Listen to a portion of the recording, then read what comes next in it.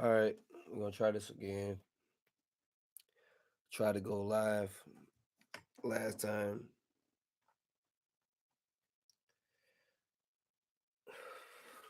mic check.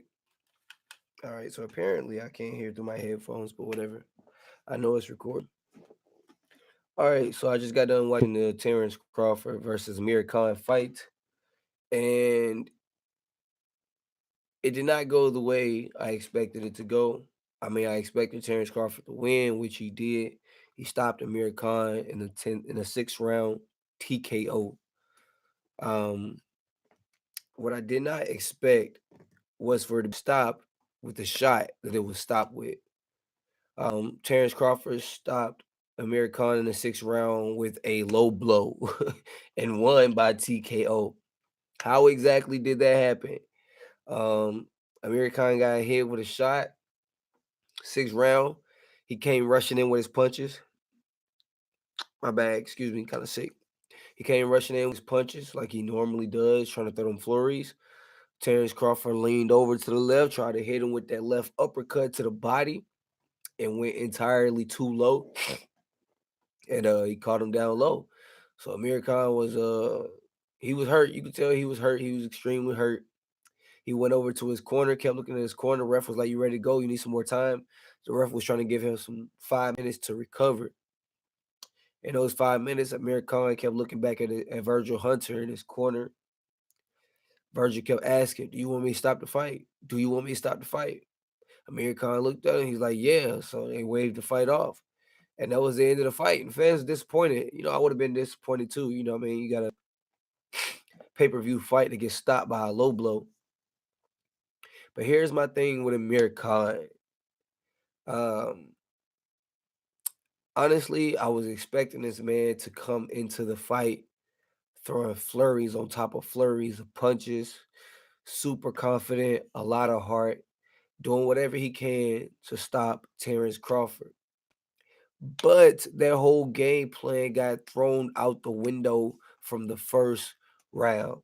Now, if y'all know anything about Terrence Crawford and Amir Khan, y'all know that both of these fighters have never, ever been outboxed. Have never been outboxed. Um, as far as I know, I think Amir Khan might have been undefeated at 147, if I'm not mistaken.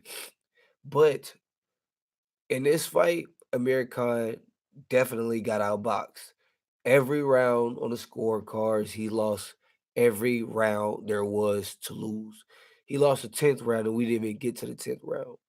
But yeah, man, from the jump, he just Terrence Crawford came in too smart. And I was expecting Amir Khan to win the first at least 3 out of 4 rounds, the first four. And I was expecting Terrence Crawford to show his skills, his high boxing IQ, and adjust to whatever Amir Khan was doing. But it never got to that point. It never got to that point because Terrence Crawford came in on a whole other level. He came in.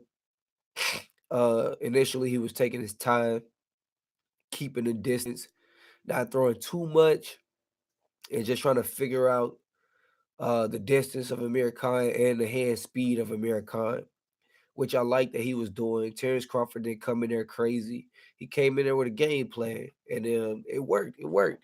Um, Amir Khan came in there the same way, just taking his time. Uh, and I'm not used to seeing it from Amir Khan, just taking his time, hesitant with his punches, trying to figure him out, just to fill out round. And voila, Amir Khan came in, Terrence Crawford came in, caught this boy clean with a right hand, dropped Amir Khan at the end of the first round. Amir Khan, he wasn't good in the second round. He didn't fully recover from that knockdown in the first round. You could tell from the second round, Terrence Crawford got a little hasty, which he probably shouldn't have done, but it did work in his favor in this fight. Once he seen that he had Amir Khan hurt, he just started trying to lay it on him in the second and the third round. Amir Khan had a couple of good moments, but he did rush in a lot, keeping his head up. Terrence Crawford did a very good job at timing him. Amir Khan just didn't have any answers. I can't find a better way to explain it. He just didn't have any answers for Terrence Crawford. Terrence Crawford negated whatever speed Khan pretended to still have. Khan clearly either is not as fast as he used to be, or what he had for Terrence Crawford just did not work. But the hand speed did not show up. Uh, but don't get me wrong, he caught Terrence Crawford a couple times good, straight left hand. He caught him good a couple times, but the hand speed was just overall not the same. So he couldn't answer for that. He was in survival mode after the first round. I don't care what nobody say. Amir Khan was in survival mode, just trying to survive. And I think somewhere during the fight, it clicked into Amir Khan's head that he was not going to win this fight. He must have thought that he was gonna come in and he was gonna outbox Terrence Crawford, and that Crawford didn't have any power, and he was gonna use his speed.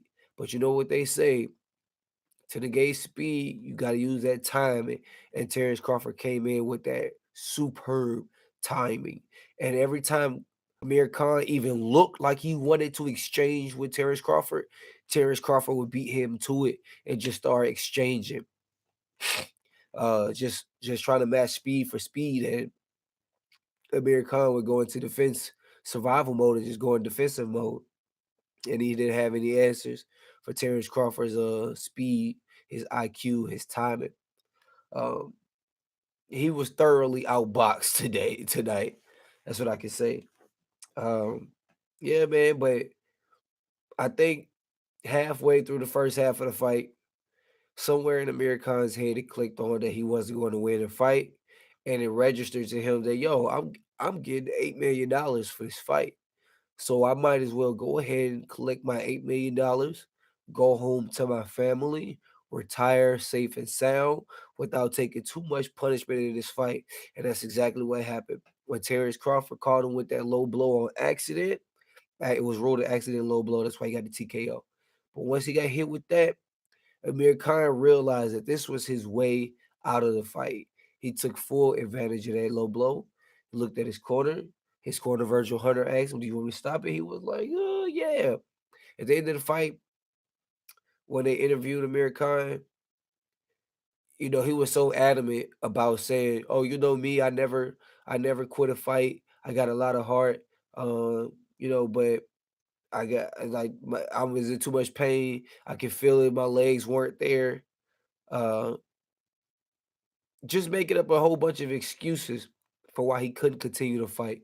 So this is my thing. I've been punched in the pelvis before, and I know it is nothing to play with. Um, Amir Khan was really hurt. I get it, but this the thing. He said his legs went out. I ain't never seen a man say his legs went out while still standing straight up. You know what I mean? Even walking around a little bit. Still standing straight up, talking about his legs when there, he can feel it in his stomach. Yeah, you're right. You can feel it in your stomach, but the ref gave this man 5 minutes. Nobody was rushing this man. Because usually they be rushing the ref to continue the action, but nobody rushed this man at all. He had the 5 minutes he needed to recover. He could have took those 5 minutes, and after those 5 minutes, if he felt like he wasn't good enough to recover, then he should have continued. But he ain't even let the 5 minutes go by. He didn't even let 2 minutes go by. Amir Khan was ready to jump out that ring and run home with his little paycheck and retire safe off into the sunset. That's exactly what he did. That's all he was looking to do. Amir Khan did not come in there with the heart to win this fight. Maybe he did, but once he seen after that first round, it wasn't finna happen. He was done. Amir Khan was mentally defeated. He didn't get knocked out. He didn't have to. Terrence Crawford had did his job. But I'm gonna keep this one short. After that, the ref asked Terrence Crawford who he wanted. He said Earl Spitz. He said he ain't got no problem fighting Earl Spence. The promoters just got to get together and make it happen. Bob Arum got in the ring and said Al Heyman. Al Heyman is the one that's stopping them from fighting. I don't know how true that is, but he's saying that Al Heyman don't want none of his PBC fighters to get stopped by a great boxer like uh, Terrence Crawford. And we already know Terrence Crawford in that slave contract with Top Rank. So I mean, it ain't no telling when this fight gonna happen, man. Like it might not happen until you know Bob Arum or whoever may be ready to cash out with Terrence Crawford. But until then, I would not be looking forward to the Earl Spitz Terrence Crawford fight. Y'all might as well be waiting on Sean Porter versus Earl Spitz because that's all looking like we're gonna get so far. Unless Terrence Crawford can find a way to force Al Heyman and Earl Spitz to sit down at the round table face to face with Bob Arum and say, "This is what I want. This is what I want." Bob Arum, we all here right now. Let's sign these contracts and make it happen. Unless Terrence Crawford can get all three of them at a round table together in person, I don't see this fight happening no time soon. Not in the next year. But yeah, that's all I got for now. I know I ain't been on a long time. Excuse my wall in the background. I'm doing some redecorating here. But yeah, man, shouts out to Terrence Crawford for just being a phenomenal fighter. Adjusted. He didn't let the speed of Amir Khan get to him at all. He nullified that shit, shut that shit all the way down. So y'all like, comment, subscribe, and join my Facebook boxing group called New Media Boxing. New Media. Go ahead and join us, man. And I'm gonna try to come up with some new videos. Right now I'm sick, so I sound real stuffy. But shit, check me out, man. Until next time. Peace.